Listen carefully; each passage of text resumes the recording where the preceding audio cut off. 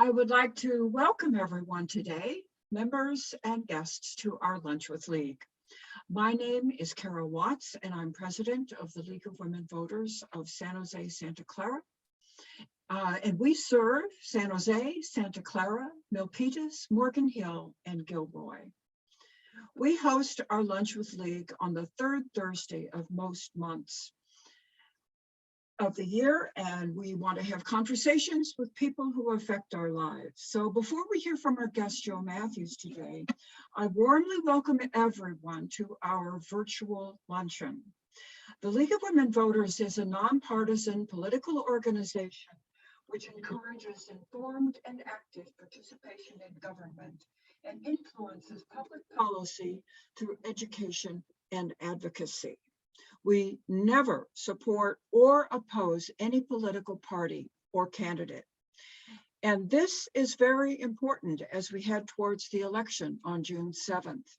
Our voter service team has been holding candidate forums, and we have written analysis of some of our local measures.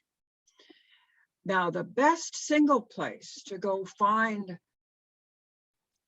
this information is on Voters Edge. This is our website, which the League of Women Voters of California produces in conjunction and partnership with MapLight. And the best, what you could do is go there and enter in your street address and your zip code, and you will see all of the contents on just your ballot with information about candidates and most of the measures. Our organization of women and men are committed to make democracy work.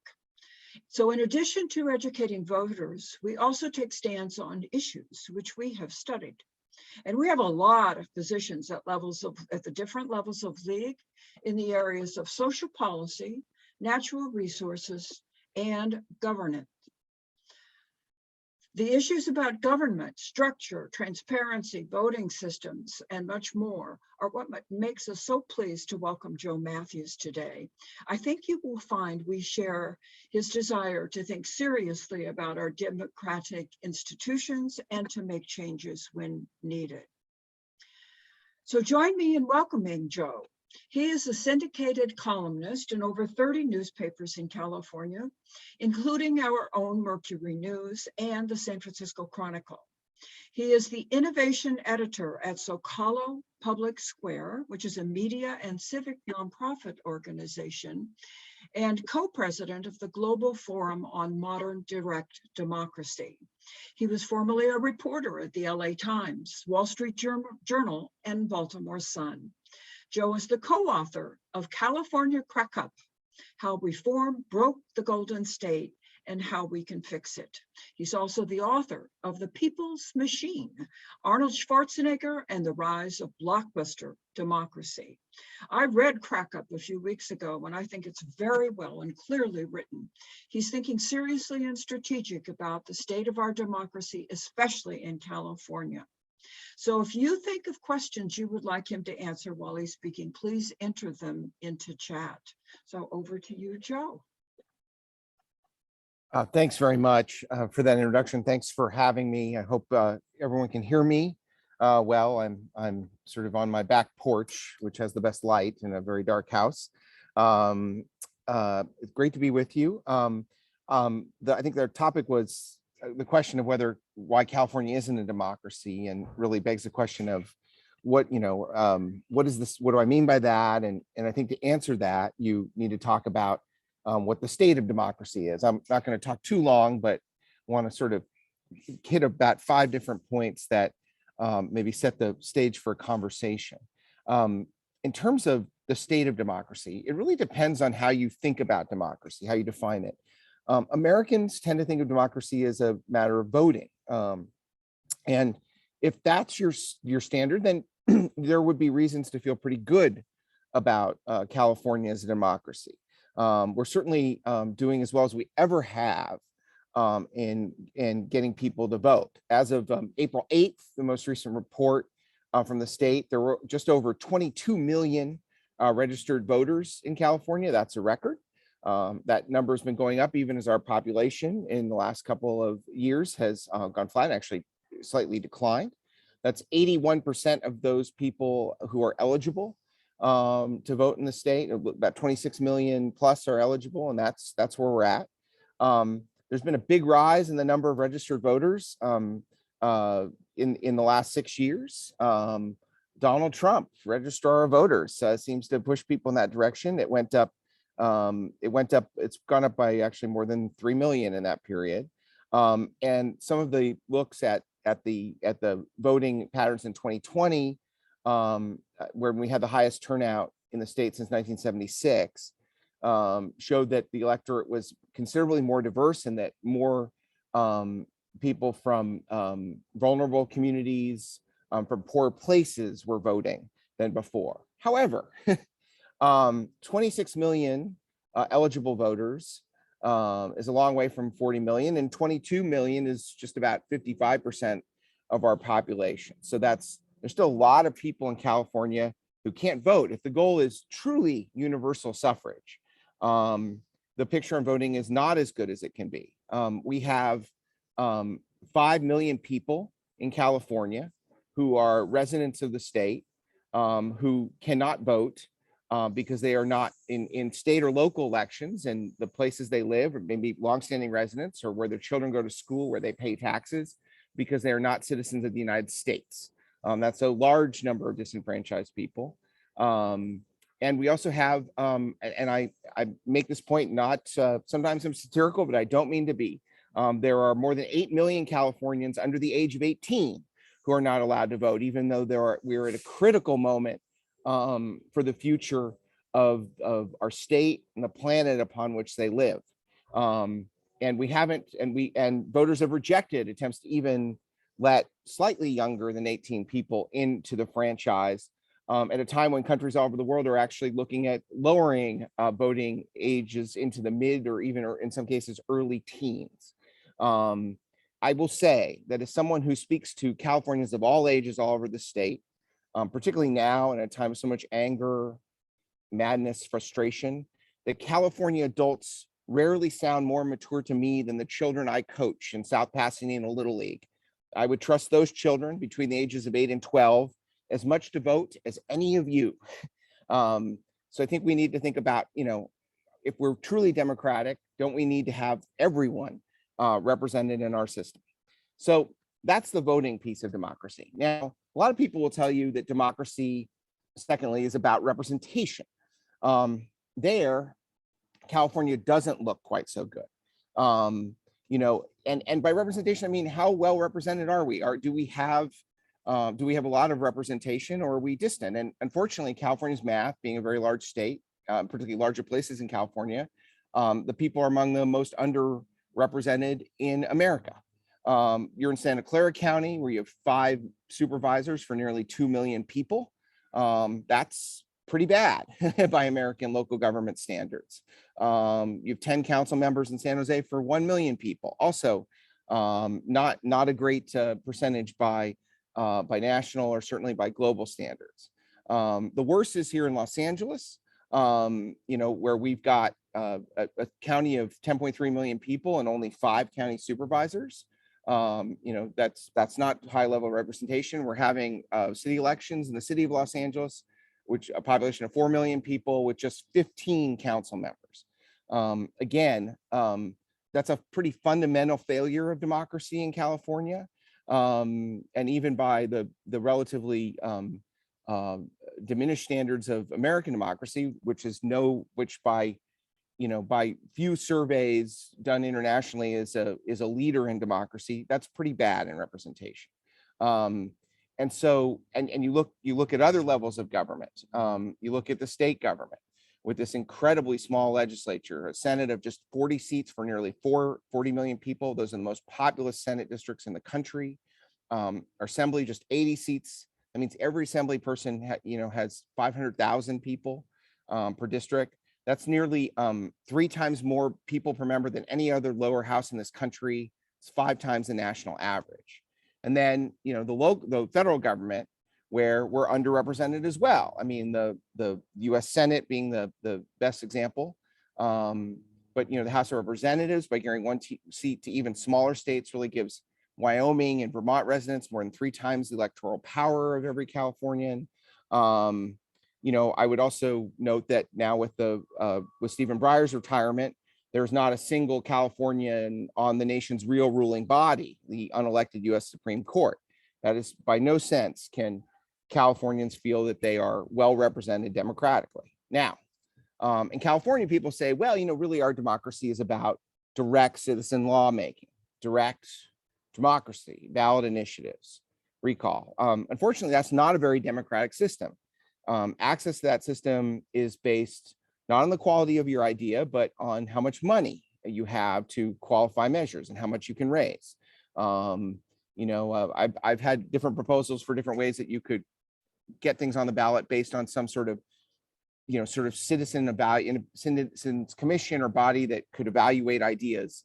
That's considered radical in California. You got a couple $1,000,000, then your idea has value. If your idea might be a good idea, that has no value in our system.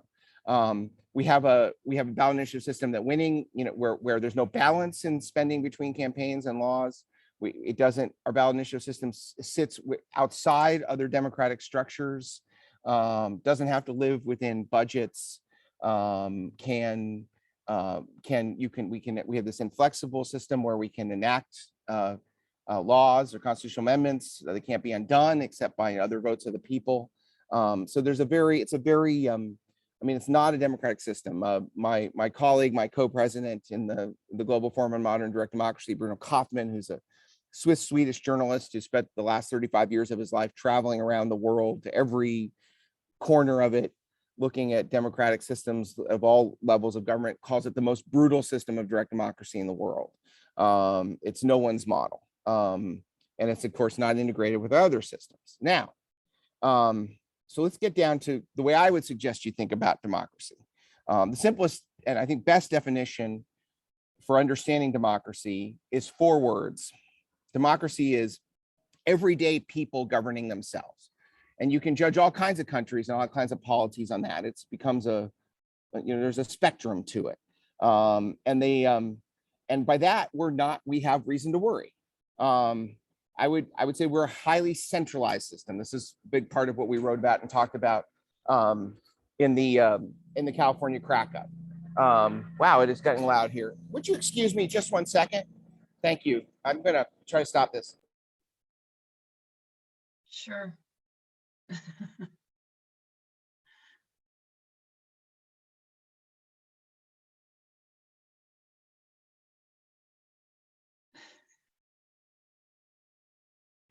A lawnmower came that I was not expecting next door. My apologies. So let's talk again. Let's reframe that. Everyday people governing themselves. There's lots of reason to worry. By that spectrum, by that standard, we don't do very well. We have this highly centralized system, ironically centralized in part by decisions voters themselves have made through ballot initiatives. The best example being Prop 13, which by essentially stripping local governments of a lot of their taxing power, ended up centralizing taxing and spending power in Sacramento. That's a core problem. We have a more recent problem, but a problem exacerbated by the pandemic that also makes us, that is in line with what's happening in a lot of places around the world, which is a great executive centralization of power. Governor Newsom is still ruling under all sorts of emergency measures at this time. And that's even, we're more than 2 years into this pandemic. He does not want to give those emergency members up. There's a debate about that. But the larger context is that the governorship has been, particularly in recent governors, growing in power. I would argue the main reason that is it's very hard to do things. Our system has become very complicated. Our Constitution is long and complicated. A lot of our programs are governed by formula, and often often things are in conflict. And often the way to break through has been to give power to the governor. And that's a profoundly that's profoundly something we should worry about.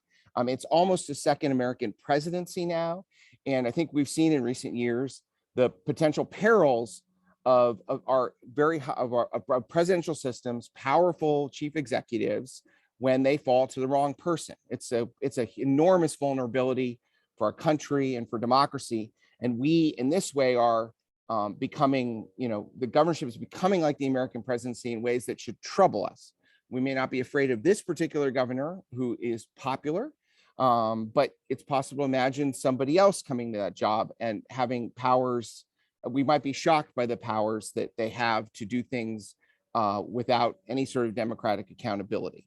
The centralization, again, is a problem of our Prop 13 tax and spending system, and that has left us with very small and weak, and I would argue too numerous local governments. Those things are connected without sufficient agency. They're essentially beggars, and they're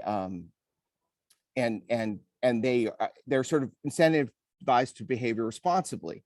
Their job is to spend money in many cases, but they don't have so much the power to to come up with the tax dollars to pay for what they spend. That's why I think, many of our most perilous situations involve sort of long-term commitments and expenditures, often around pensions or retiree health at the local level. And what we also, I would also point out that California cities think of themselves as grand world places, but they are weak. Even our biggest cities, our richest cities, really are laggards. People may not be aware, but internationally, we're in an era of really pioneering work by global cities and their governments. Madrid created Decide Madrid, a sort of an internet platform for governance, routine things, and ideas of citizens to come up, be bubbled up, and be incorporated into governance. That's been sort of adopted in various forms by more than 100 cities all over the world.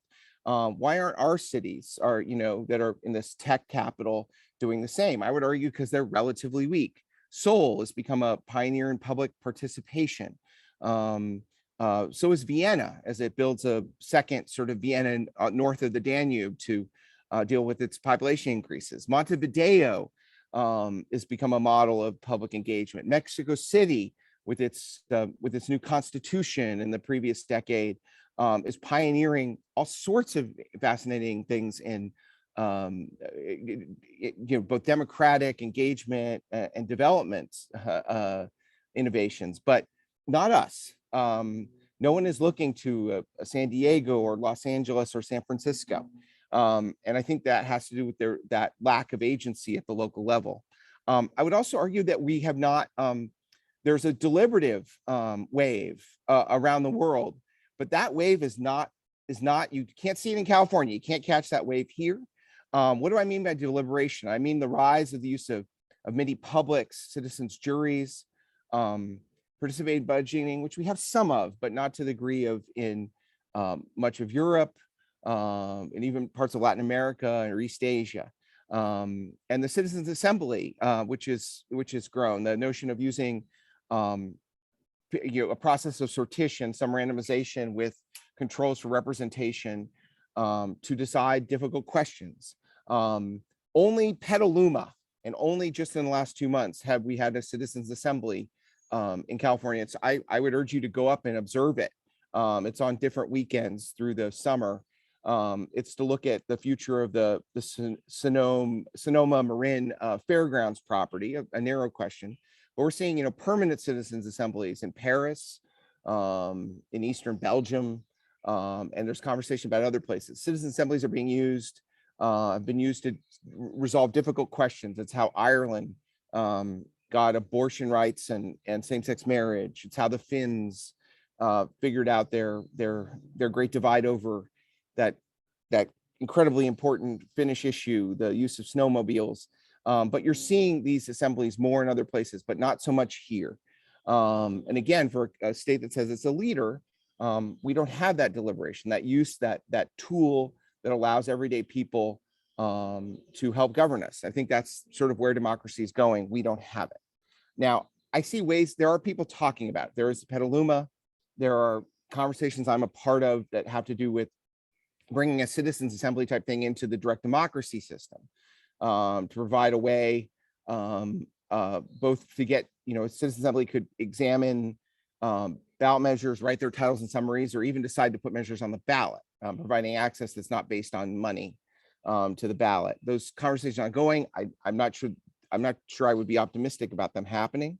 I can't help but point out and zing my hosts here, which is that there were proposals to do just this more than a decade ago that I was part of, to bring citizens juries through a group in Oregon called Healthy Democracy. And the League of Women Voters was the greatest force for stopping that, saying that the League was already doing work that covered this because it produced, nonpartisan information about ballot measures. That was an enormous missed opportunity. It's now Healthy Democracy that's finally back again after being shut out by y'all from California, back again in Petaluma, and hopefully to do more of this work. But it's, there's been a hostility, I think, to that kind of deliberation democracy in California.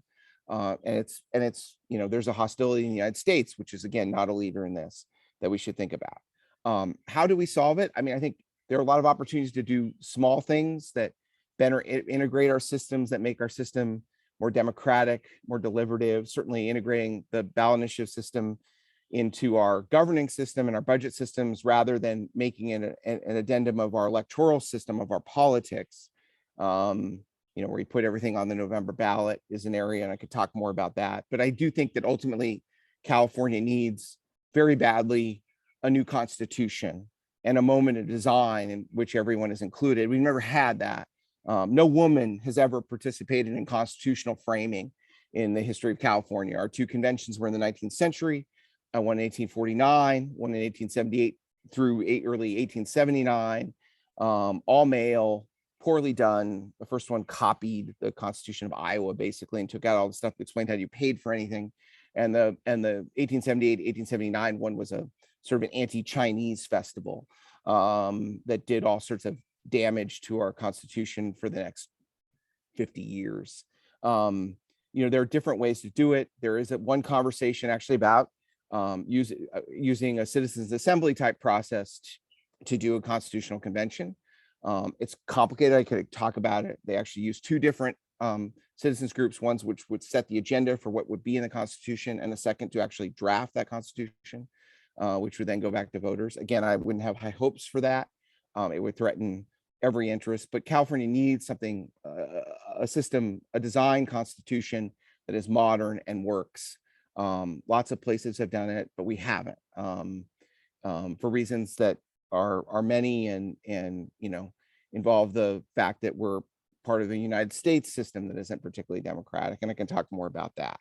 One final thought. I hear a lot in politics and media and civic life, foundations, talking about academic institutions, we're here to save democracy. We're saving American democracy. And I always wonder, what are you talking about? There isn't all that much democracy to save here. You're talking about saving a system. I think we're talking about saving a system that isn't particularly democratic, and certainly doesn't meet modern democratic standards around the world. I think we should be talking not about saving democracy, but about finally building one. I'll stop there, and thank you for listening. And I'm eager to hear your questions. Thank you so much, Joe. That was very interesting. But at least our motto is make democracy work, not saving democracy. But I certainly agree with you. I also think it was just fascinating to hear about the direct democracy ideas. And I am going to contact the leagues in Sonoma County and ask what is happening in Petaluma. I just think that would be fascinating to find out how that is working. Now I want to introduce Barbara Marshman. Barbara is a league member, and she is the past editor of the Mercury News editorial page, which makes her the perfect moderator, I think, for today. If you have some more questions, please enter them into chat near the bottom of your computer screen. Or if you would like to ask your question yourself, please click on raise hand. I'll notice that, and then I'll communicate with Barbara, and we can figure out how you can ask your own question. Okay, Barbara, over to you. Thank you. Pleasure to be here. Joe, since we kind of finished talking about citizens' assemblies, could you tell us a little more about how they are constituted? Is it just anyone who shows up for meetings on a particular subject, or is there a way of actually appointing people to these assemblies? There's a variety of it, but in most cases it involves sortition, where there is some there you pick a population in a city or town. It's a little different in other places because this country doesn't have identity cards or lists of citizens like that. We have this voting we tend to use for political process, democratic process, is voter registration, which is a subpopulation, as I was talking about earlier. But you typically you decide where we're going to have a certain amount of representation. Usually, you want in a city, it'd be, representation that's, close to or proportional to population of different neighborhoods, or maybe different cities within a region, if your entity is regional, or the different states within a country, if your citizen assembly is national. But you want representative, you want representation that's parallel to the population on gender, on race or indigeneity.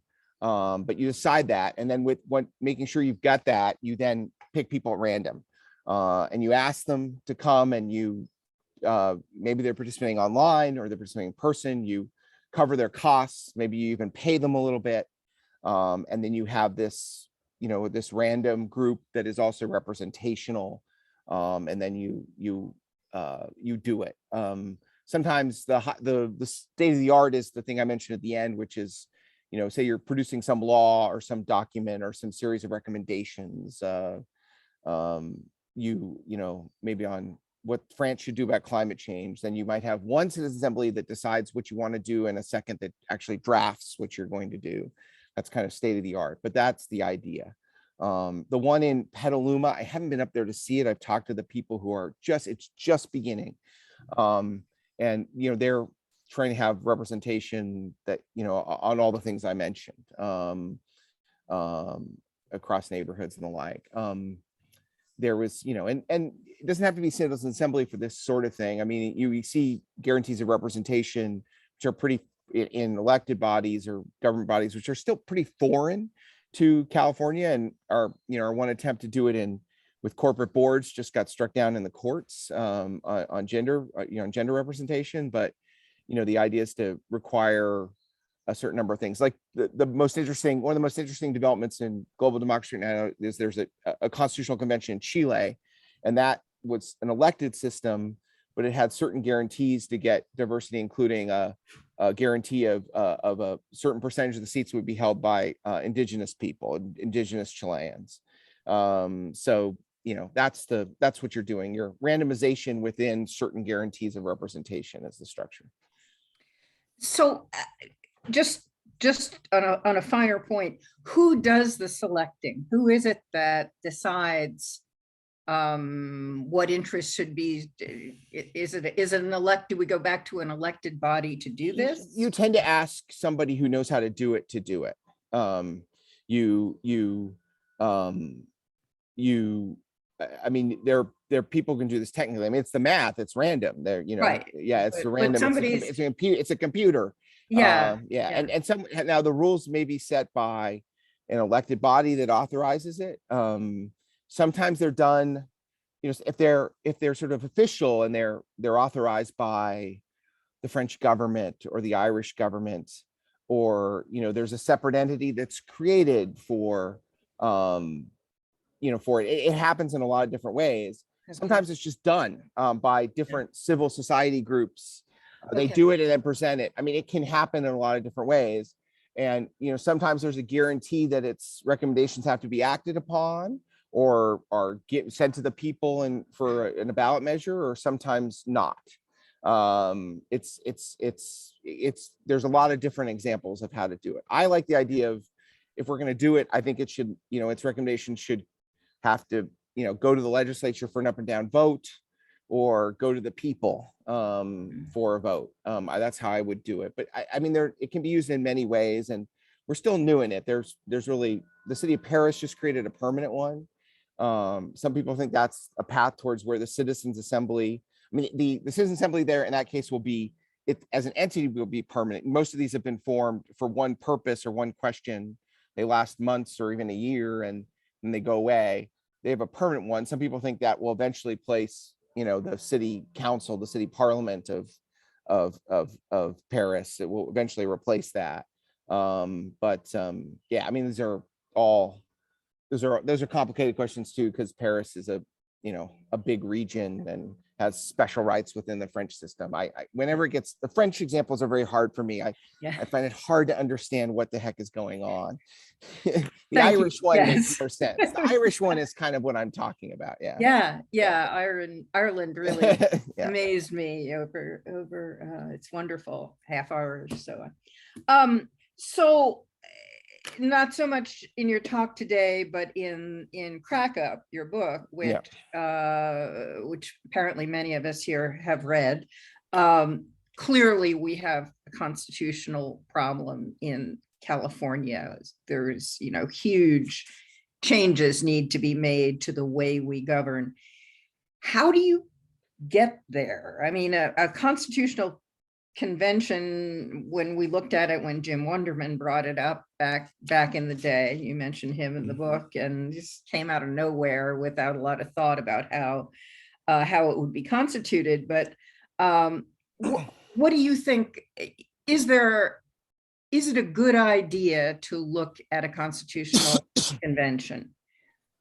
I mean, I mean, right now, the way the Constitution reads is that you would need 2/3 of the legislature to ask the public to call a convention, and then there would be a convention, probably with elected representatives, and then whatever that convention produced would go back to the public for vote. Is that likely to happen? I don't know. I mean, it would require, Democrats have more than 2/3 of the legislature. It would require Democrats to agree that, and people, if I were a Democrat, I'm a nonpartisan, a real one. I would want that. I would feel constrained by all these things that were put in place before there was this big Democratic control. I would want that. But they don't seem to want it. They seem to kind of cling to this system, which, the California system is a Republican system. We've been governed by Republicans for a very long time, where this is a little Democratic thing after a long history going into the late 19th century. We had one strange atheist in the 30s for 4 years, a Democrat. And then we've had people named Brown, like for 5 years, one of the Browns' chief of staff, and then the current guy. That's it. So I want that. I think it makes sense, but it doesn't seem to make sense to them. So then the question becomes, do you change the Constitution to allow the people themselves directly, without the legislature, to call a convention? Can you do that? Would that not be considered an unconstitutional revision by the courts? I think that was what they were going to do back, 12 years ago when Jim Wunderman was talking about it. And then what kind of process could you smuggle into that kind of convention? Then there's the third theory, which is this is California. You don't wait for law, you don't wait for the Constitution. This thing is broken. The system is broken. What do we do? And particularly in your part of the world of California, we just create something new and let it replace the dying old thing. So there's one school of thought that says, let's just call a convention and produce and use the Citizens Assembly method, and which is top line Democratic, and draft a convention, draft a new constitution, and say people need to do this. This is better, and sort of wildcat it. My own crazy theory of the case is that California is to lean into the fact that California is so poorly represented in the American system. The American system is cracking up. So we should convene a convention to write a new American constitution, a constitution for an American country, and offer it to the Americans. And if they say no, then we should make that our constitution and go off our separate way. it's kind of it's kind of a divorce agreement / constitution. Perhaps amicable without Right. arms. Yeah. Right. Yeah, it's really hard to get Californians to give up their right to vote on everything. It's when you try to limit that, people don't want to hear about it. Even, I mean, there are cities that still elect a police chief. It's insane, but people don't want to give it up generally. Well, I wouldn't say that we have the right to vote on everything. I mean, we have some we have a lot of limitations. I mean, a lot of places, the Swiss vote on more things than us, and certainly at the local level.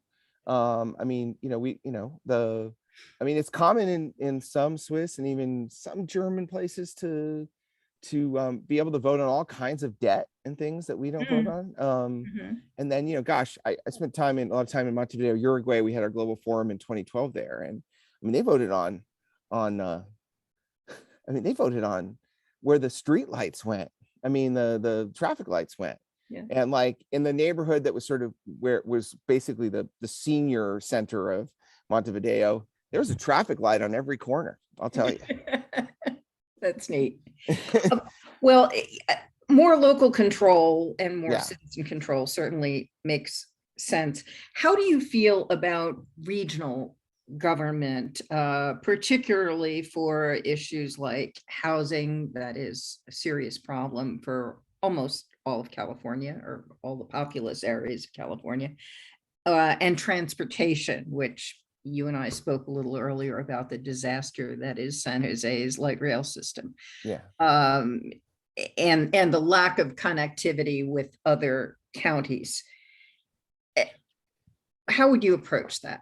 I mean, I think we should have more regional governments. I think it could be a way to consolidate some of our excessive or barnacled in local governments, not just cities, but all kinds of different local agencies and overlapping. Regions make sense. Our regions have the size and character of American states, much more than California, which has more of the character and size and an economy of a very rich country, nation. So I think that makes a lot of sense. And I think when I have optimism about California, which, as you can hear, is not a lot, I see some of the regional stuff. I think California Forward has done good work on regional stuff. There's now sort of a framework that passed the legislature last year to do more regional things. And I think, as a California kid, I mean, the things that have improved, that I've noticed the most improved, are where we have regional governments. I mean, as a Southern Californian living in the San Gabriel Valley, and which is where I grew up, the air quality is a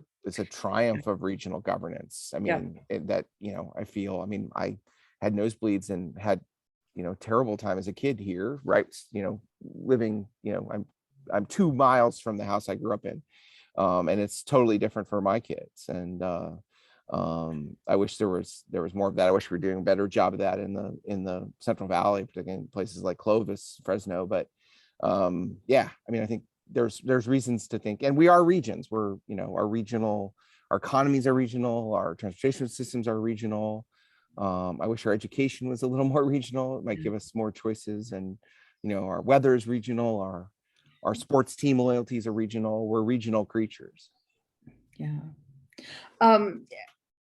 A number of folks on the chat are asking about what was I going to say? Non-citizen voting. Yeah. It's something that groups are proposing for San Jose. Interestingly, they did not come before the Charter Commission to propose it. They just, hundreds of people just showed up at one council meeting and proposed it. So I suspect that's an initiative in the making. How do you, I gather you think it's a good idea. Do you think there could be, there should be limitations on it? The group here is saying if you can show that you've been in town for a month, for 30 days, you should be able to vote.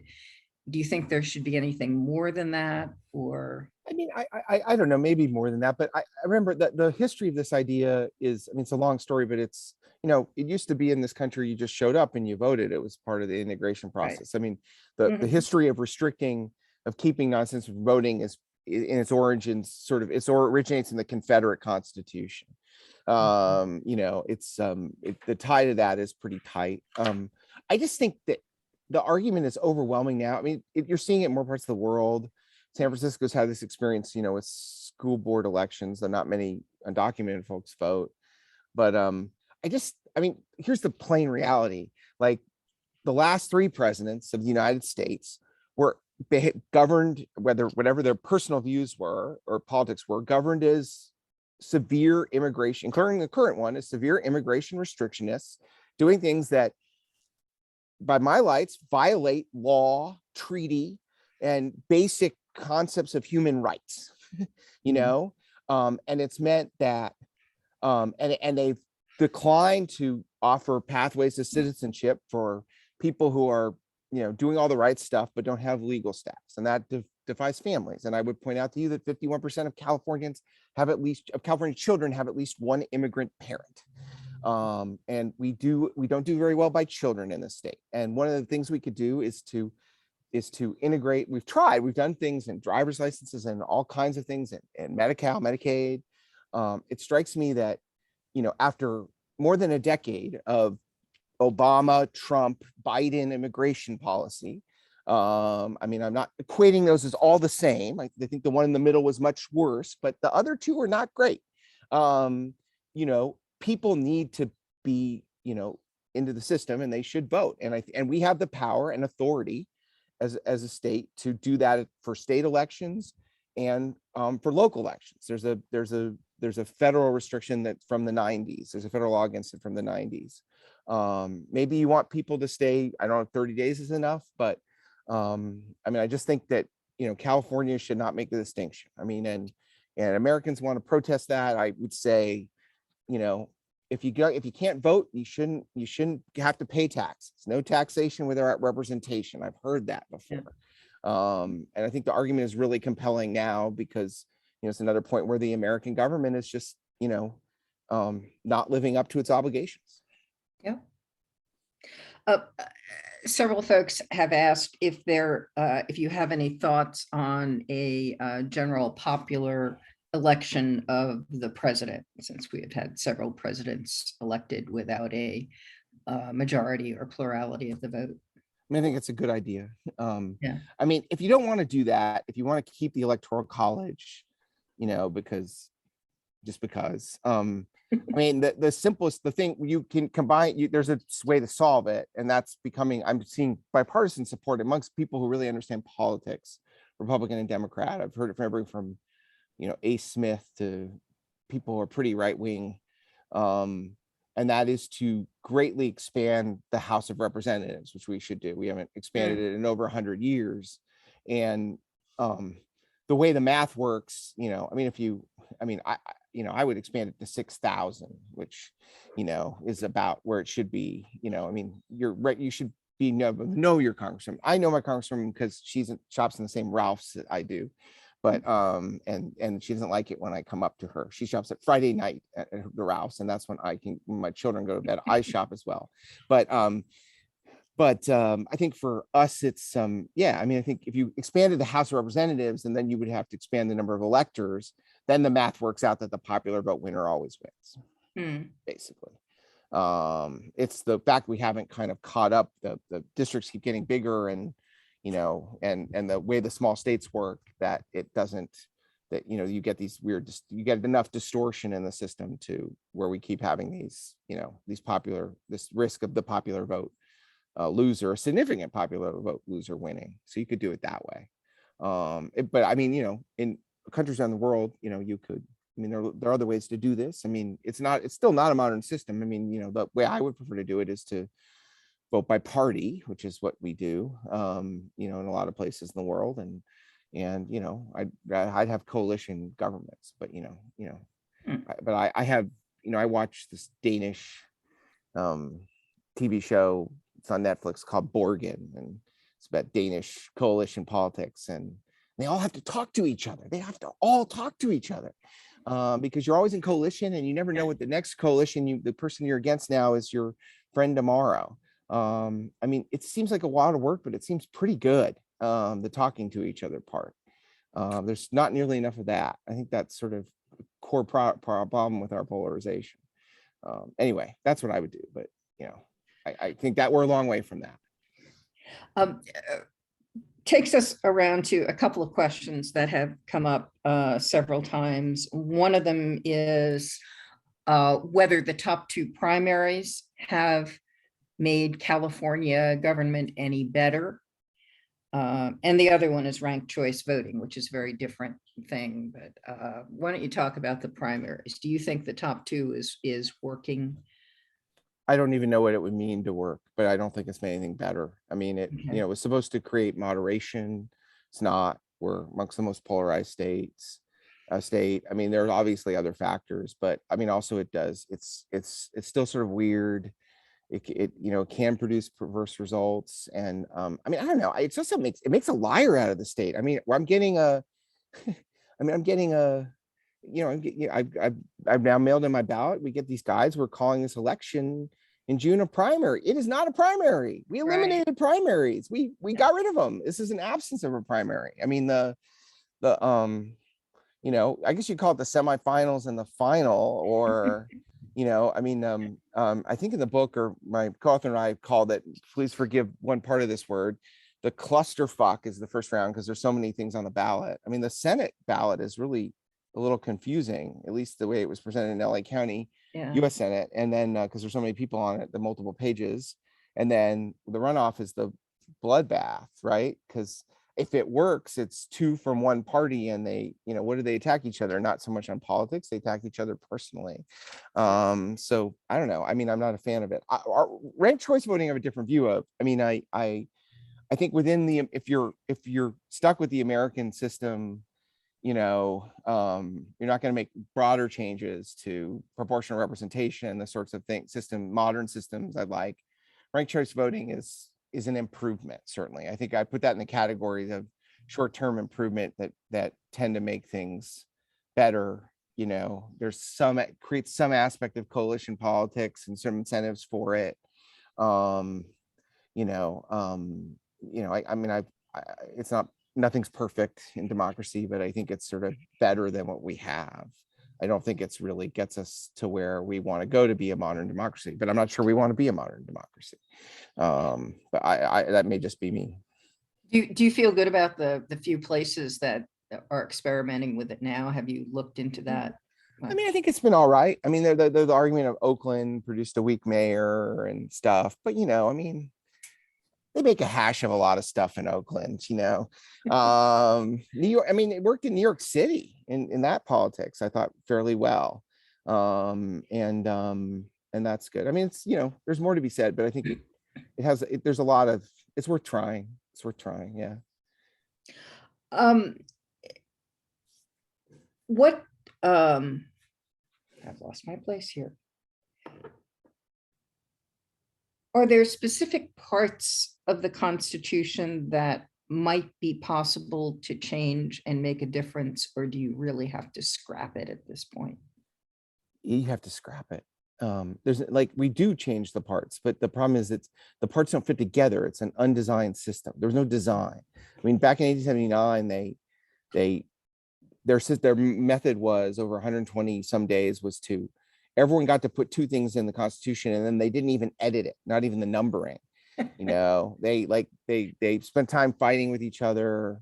It was like a toxic male environment, I would say, by modern standards. And they put the guy from Santa Barbara on trial. Actually, they created a trial for him to try to kick him out because he was a judge and they didn't like judges.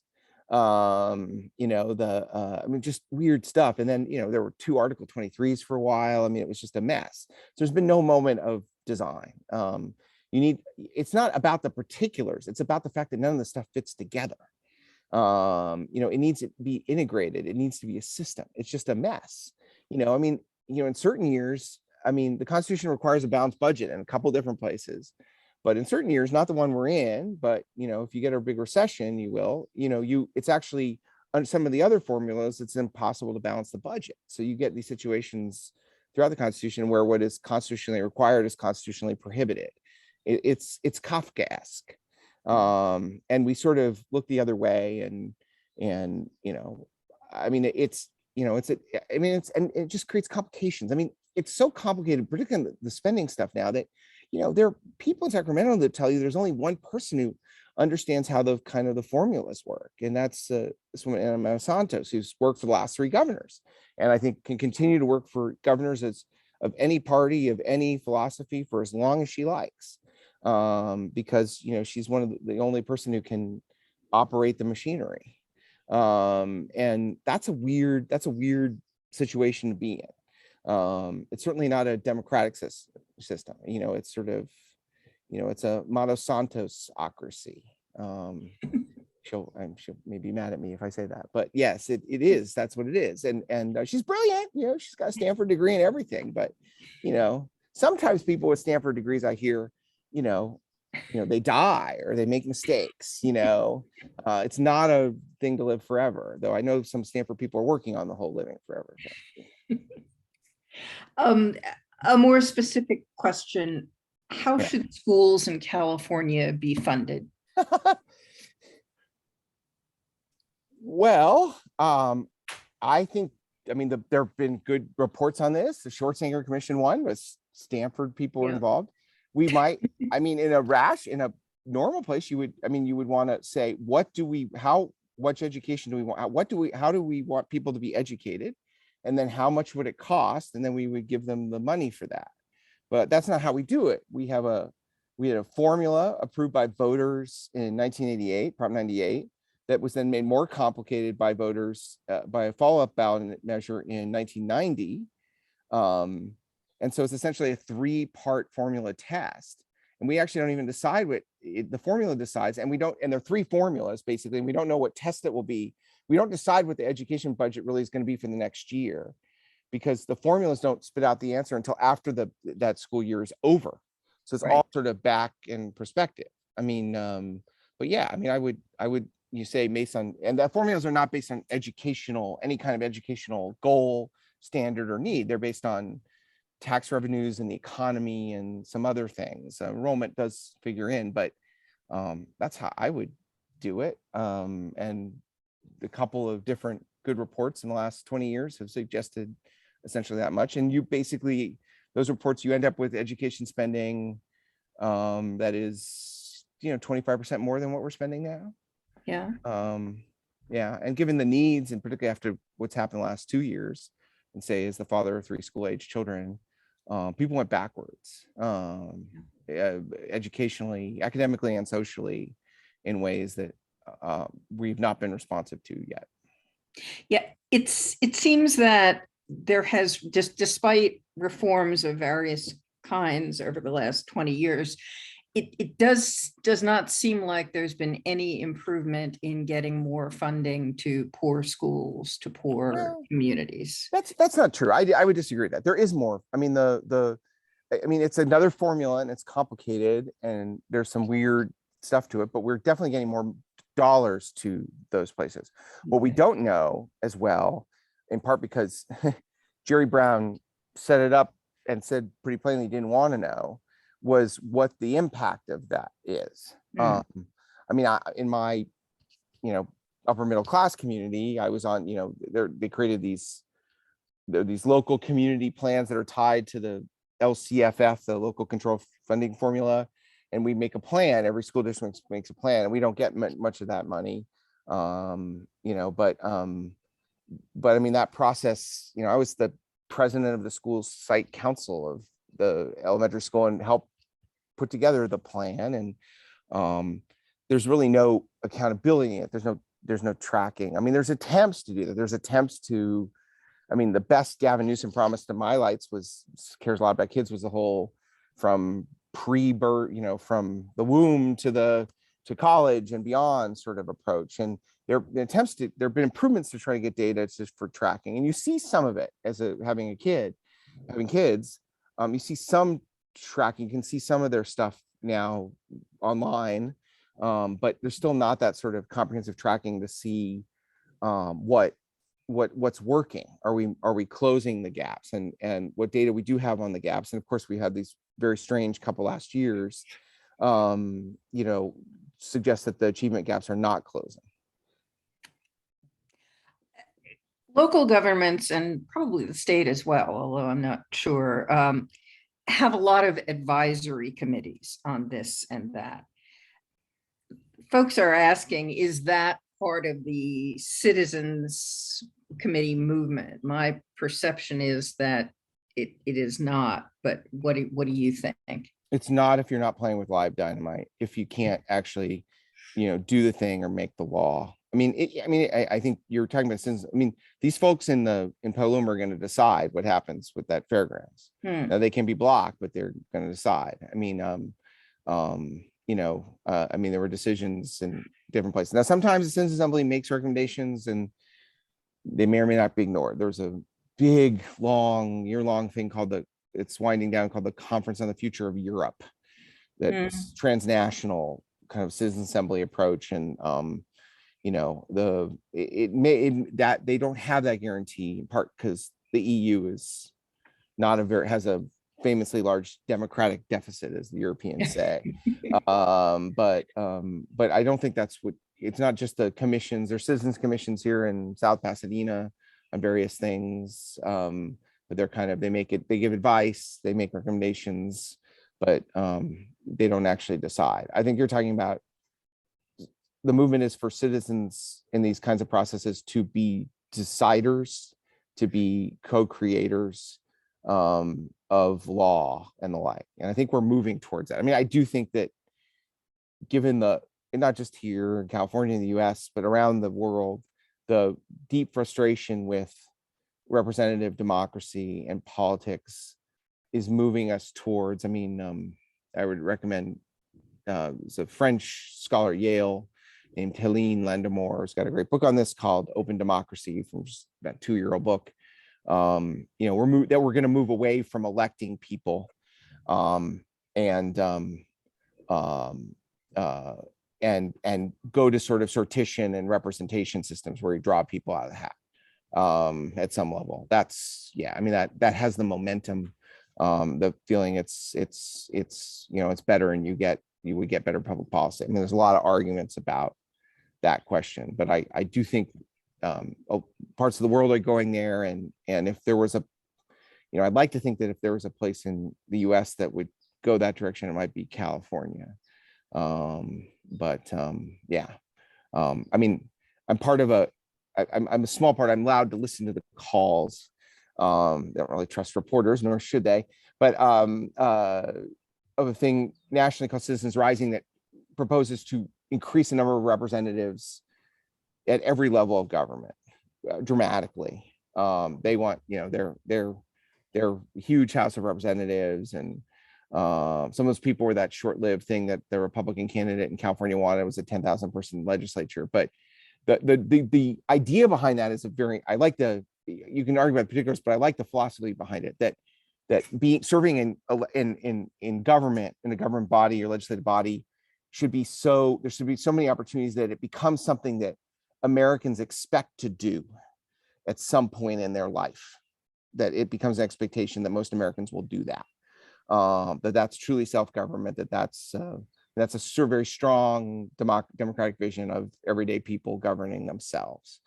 And it's interesting that that group has the most diverse ideological and political support I've seen. It goes across the spectrum from the left to the pretty out there libertarian right.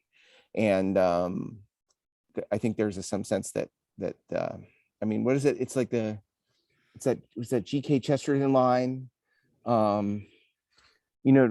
Democracy is one of those things that is hard to do well, but democracy is like blowing your nose. It's hard to do well, but it is something you should do yourself. That's the Chesterton line. And I think that sort of thinking is behind that sort of wave. Yeah.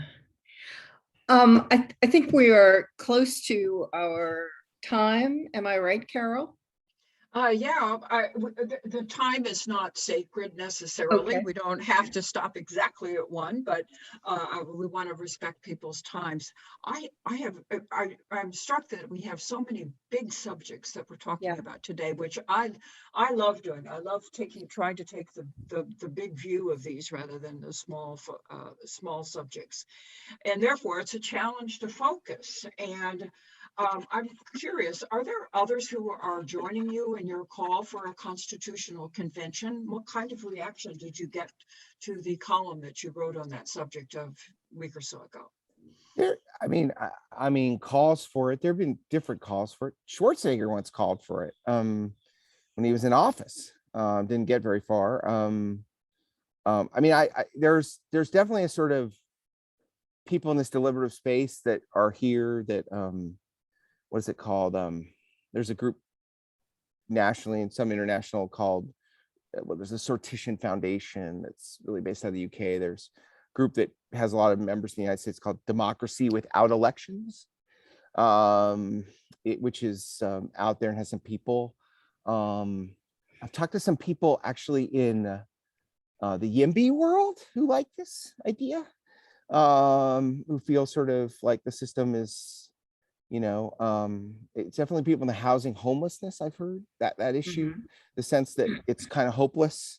We're not going to do this without. I mean, you see some of it in the kind of racial justice, because people look at there's certain parts of the Constitution that are, sort of. I mean, by one reading of the California Constitution, slavery is still constitutional in California. But I mean, I think it has there's a mix of it, but there hasn't coalesced. It seems so hard, but it's only because we just haven't done it. We just haven't done it, and we don't know that people do this all the time. LA got itself a charter, new charter 20 years ago. It's a complicated process. I mean, that was interesting. That had one official charter commission and then one unofficial wildcat charter commission, and they were competitors. But it turned out that the two different chairs of them first secretly and then openly collaborated and just went together, and then we got a new charter. And how has that charter worked? It's LA. Keep your expectations low, but it's improvement. I mean, it got out a lot of incoherence. I mean, there are some better things because of it. We had I would argue that that changes in it, before you couldn't there's no way to get rid of department heads in the city that didn't work. I think our ability to, I mean, there's still problems, but we're in it's one of the things that helped make our police department much less destructive to the life of the city. I guess I would put it that way. Yeah. Wonderful. That's interesting. Yeah. So I just don't know whether, how we're going to get something like that started. I was just wondering if there's any current interest on that. I think there's the beginnings of a movement, but I'm not the create the social movement person. I mean, there's one group of people I hear from who seem to be wanting to just do it. And there's another group that wants to do the thing with a ballot initiative to allow the people to call a convention and then do it. I think you probably you have to lose for a while. I mean, but it's scary to a majority party right who fear losing control, though I would argue they don't have a lot of control because so much is sort of fixed already. But I don't know. I think I'm not an optimist. I think I'm probably the least optimistic about this happening. Things do seem to fall apart, particularly now. But maybe I'll be pleasantly surprised, but it's not an idea that's broken through to a lot of popular discussion, and you'd have to do that first. Yeah. Right. What I suggest that we do now is close off this session, and then if you still have some time, we could invite you to have a more Sure. open discussion afterwards if you do have time. I do So have a little thank bit of you. time. That would be great. Okay. No one from Mexico City has called me. I have a conference there, a direct democracy conference, a global forum that is getting moved up 6 months in part because of a crisis in Mexico. Our Oh, backer yeah. is the National Election Commission, and they've been under quite a bit of pressure. The current president of Mexico doesn't like independent election administration very much. Uh-oh, So I'm yeah, afraid that's what, yeah. yeah. Okay, well, I thank you so much, Barbara, for moderating, and thank you, Joe, for being our speaker today. And I just found it a fascinating conversation. Thank So you. if for you in the audience, if you are or would like to be a member of our League of Women Voters and you would like to meet in person, please respond to the invitation in our newsletter to attend an outdoor brunch picnic on Saturday morning on May 28th. We really would like to reconnect and meet some new League friends. So I'm very much looking forward to this event after our concentration of Zoom events in the last couple of years. This is a big, busy time for the League, especially for business meetings coming up. We have our annual meeting on Saturday, June the 11th, and I'd like to urge all of our members to sign up to attend. We will elect new officers, pass a budget, and hear an engaging speaker about the League in California. There are two upcoming conventions. One is on Saturday, June the 4th for the Bay Area, and anyone just interested can sign up to participate via Zoom. Also, the LWV United States convention is hybrid this year. It is in Denver or it is virtual from June 23rd to the 26th. We will have 3 delegates, but arrangements can be made to attend some sessions, workshops, or caucuses if you are interested. We're taking a break in our Lunch with League program for at least a month, and we will not have one in June, but be sure to watch for our newsletter for other upcoming events. And thanks to all of you for joining us today.